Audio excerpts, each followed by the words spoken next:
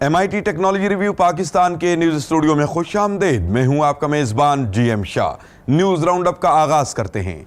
Bulletin के आगाज में आपको बताते हैं कि वजीर आला पंजाब शहबाज शरीफ के रोजगार प्रोग्राम के लिए दरखास्तें वसूल करने का अमल शुरू कर दिया गया है। पंजाब इंफॉर्मेशन टेक्नोलॉजी बोर्ड के तैयार करदा रोजगार प्रोग्राम के जरिए पंजाब के 36 इजला से उम्मीदवार अपने अपने मुतल्लिका शोबाजात में तरबियत हासिल कर सकते हैं। PITB के नुमाइंदे के मुताबिक सुबह पंजाब के तालीमी इदारों में 25 से जायद रोजगार सेंटर्स कायम किए जा चुके हैं, जबकि खवातीन की सलाहियतों को निखारने और उनको रोजगार के मौके फराहम करने के लिए 5 सेंटर्स मुख्तस किए गए हैं।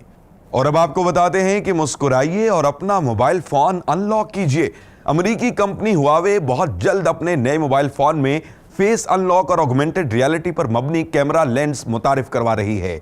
बताया जा रहा है कि फेस अनलॉक पर मबनी यह फीचर 800 मिलीसेकंड्स में चेहरे को पढ़कर मोबाइल को अनलॉक कर देगा, जबकि AR लेंस तस्वीर और वीडियोस में इफेक्ट्स वगैरह डालने में मदद फराहम करेगा। और अब बुलेटिन के आखिर में आपको बताते हैं कि बरतानवी माहिरीन ने एक ऐसी डिवाइस तैयार की है जो गोश्त को सूंघ कर उसके बासी होने की इत्तला देती है। इस डिवाइस में खास किस्म का सेंसर नस्ब किया गया है जो गोश्त से खारिज होने वाली गैस को सूंघ कर उसके बासी होने की इत्तला मोबाइल या टैबलेट ऐप पर देता है। इस डिवाइस को पेरिस के नाम से मंसूब किया गया है और इसकी कीमत 16,000 रुपए के लगभग बताई जा रही है। इसके साथ ही MIT टेक्नोलॉजी रिव्यू पाकिस्तान के न्यूज स्टूडियो से अपने मेजबान GM शाह को इजाजत दीजिए। अल्लाह निगहबान।